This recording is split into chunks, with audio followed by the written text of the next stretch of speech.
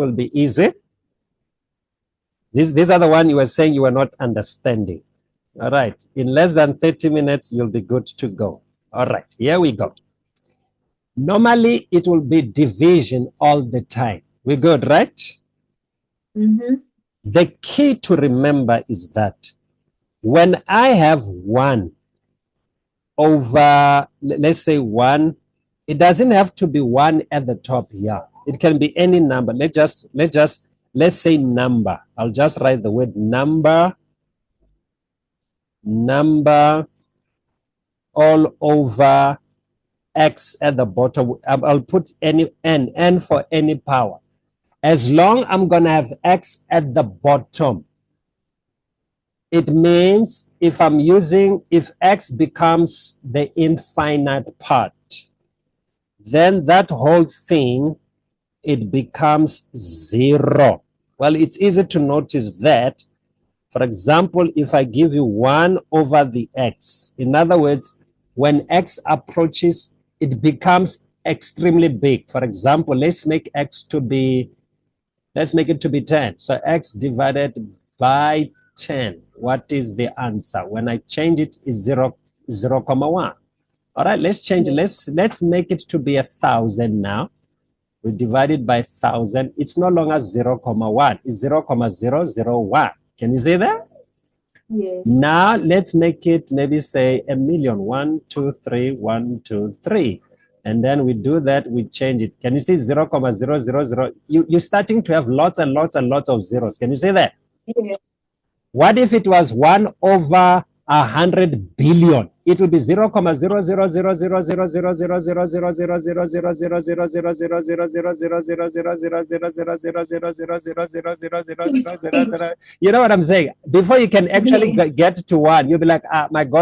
That's the idea. 0 is 0. Because the number is so small. That's the idea. Are we happy with that one? Yes. Yeah.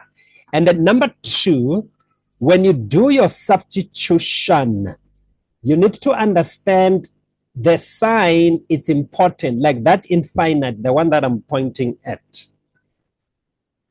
That infinite, it's a positive infinite. So it might, remember when you square a negative, it's a plus. But when you cube the negative, it's a negative to the odd power. Yeah, it matters. All right, that's all you needed to know. That's all, nothing else. All right, so how do we tackle this? Now I'm telling you how we deal with these ones. To deal with this one, you don't substitute infinite. Listen to me. Number 1, you go to the denominator. You find the x with the highest power, with the highest degree. The letter with the highest power. At the bottom, you've got x to the 1, which is the highest. Can you see that? Yes. Good. You use that x. You divide each term at the bottom by x individually, like that. Even at the top, individually, like that. You do that. That's what you do. Then let's check. The first one, it was 4x divided by 4x. So the x will cancel. You've got 4, correct? Yes. And then the next one, you can't cancel. I'm going to leave it as 3 all over the x. Yeah. Then the next one at the bottom, the x and the x will cancel. You are left with the 5. And then minus, the other one does not cancel. Isn't it right? Yes. Anything that will have x at the bottom, it becomes 0, because it's what I told you, like with that one, 1 divided by 10 billion, whatever.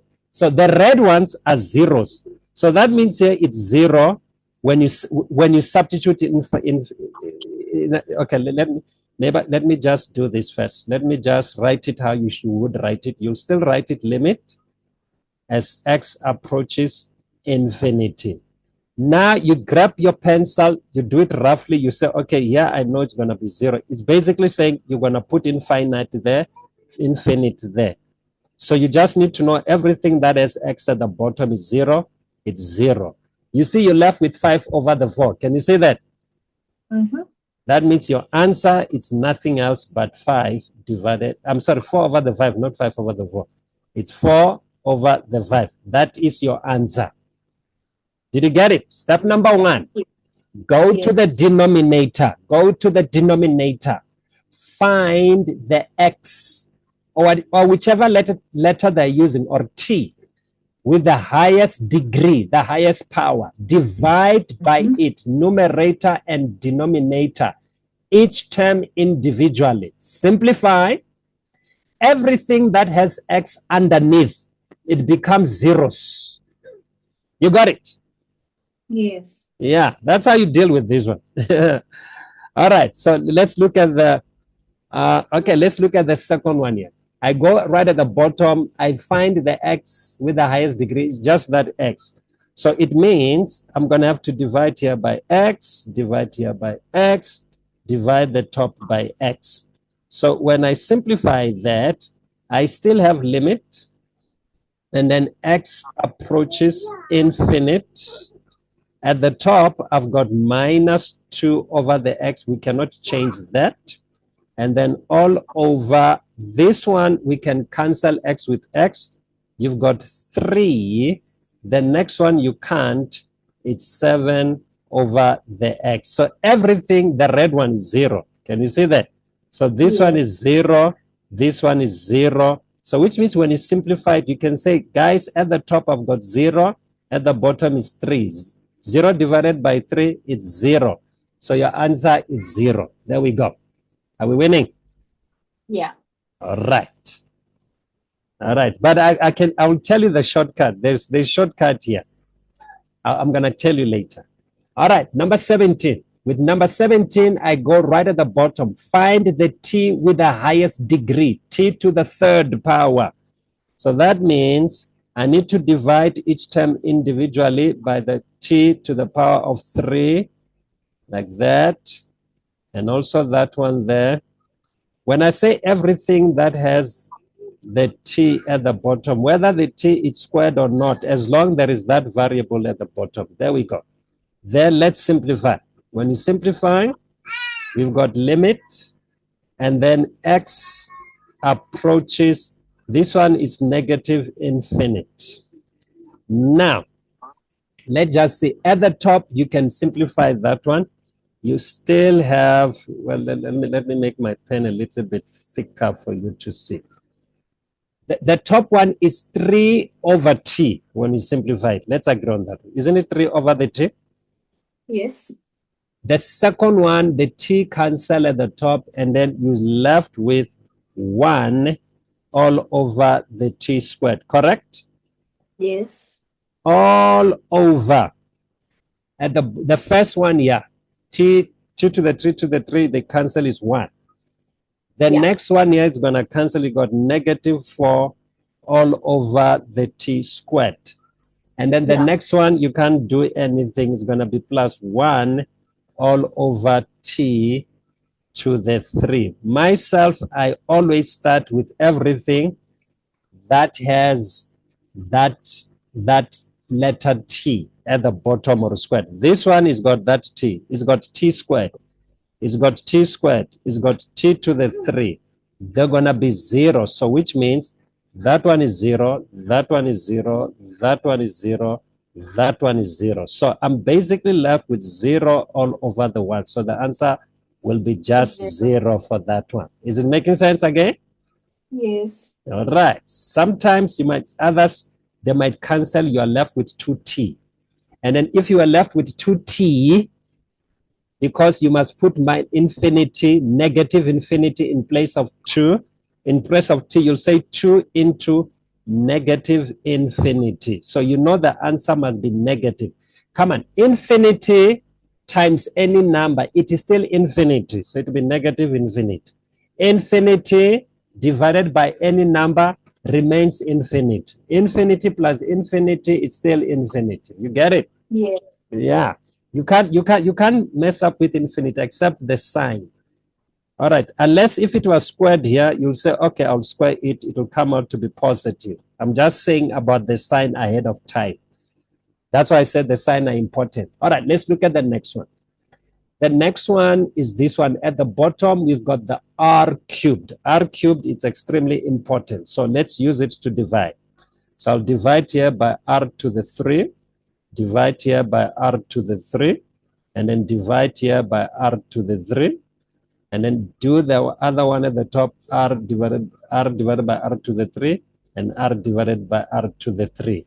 All right, I know it's still say 10 minutes. But you see, you're getting a hang of it. You see how it's done. Am I right? Yes. Yeah. So the first one here, yeah, that one, it's going to be 1 all over the r. That's numerator. The second one is going to be minus the 1. We good, right? Mm-hmm. And then all over, this one at the bottom will stay as is. It's going to be 2 divided by r to the 3. The next one is going to be minus 1 all over the r. And then the next one will be plus the 3. Is it making sense now? Yes. Okay, where am I 0? This one is my 0. It has r under it. It's got r under it. It's got r under it. It's my 0. You see what's left at the top? It's minus 1. At the bottom is a 3. So you got minus 1 over the 3. That is your answer. Okay. Can you see how it's working now? It's easy, right? Yes, I see. Yeah. Yeah. Only when you've got those crazy ones that I say I was going to show you. All right. So now, since you understand how it works, let me tell you a shortcut. Because you see, this one, they've got square roots, cube roots. I need to show you a trick of those ones. But I don't want to get into them now. Here's the key. Let's say at the top, you've got a function. Let's say ax to the power of n. Whatever it is, equation plus blah, blah, blah, blah, blah, blah. And then divided by, let's call it, I'm going to call it b, and then x to the m. And then whether it's a plus, whatever, blah, blah, blah, blah, blah. So I'm simply saying the highest degree at the top is n. The highest degree at the bottom is going to be m. Can you see that? Yes. All right. We're just pretending. So here's case number 1. Without all the substitution I did, if n equals to m, meaning the numerator degree, the highest degree in the numerator, and the highest degree in the denominator, if they are exactly the same, in other words, n and m are equal, your answer, it's actually those coefficients. It's a and b. It's going to be a divided by the b. You see that? Yeah. Yeah. So let's give you those things which we did before. Let's look at number 1. Look at number 1. Number 1, the highest degree is 1 is 1. So I know the answer is going to be 4 over the 5. Yes. But look at this one. It's different. Let's look at this one. It's different. All right. Mm-hmm. I think this one we had the highest degree, the same equal. Yeah. Look at these two. What's the highest degree at the top? Is 2. At the bottom, it's 2. It's a tie. Am I right? Yes. So I must take the coefficient, which means I must take the 6 there and minus the 2 there. Can you see that? Yeah. So 6 divided by minus 2, the answer is minus 3, correct? Yeah. All right, let's test it and see if it's the truth. That means I was going to divide here by t squared and divide here by the t squared. We know the answer is minus 3 now. Divide that by t squared and then divide that by t squared, divide that one by t squared. All right. So then when we simplify that, the one at the top here, the first one, yeah, the one that I'm pointing at, is going to be 6. The next one is going to be plus 1 over the t. The next one is minus 5 over the t squared. And then it's going to be all over. This one is going to be 9 over the t squared. And then this one here is going to be minus the 2. And everything that has a t underneath, this is 0, this is 0, this is 0. What's left? 6 divided by minus 2. Do you see that? Yeah. Yeah. That's the first one. So there's only 3 cases. All right, let me save this one now. So but you work it out like how I